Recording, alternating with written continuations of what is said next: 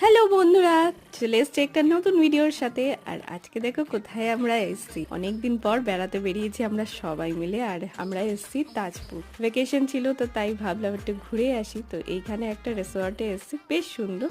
তো আমরা check in করার পরেই বেরিয়ে গেছিলাম সমুদ্র দেখতে। আর কি সুন্দর লাগছিল এখানে এসে। রাতের ভিউটা তোমাদের সাথে শেয়ার করছি।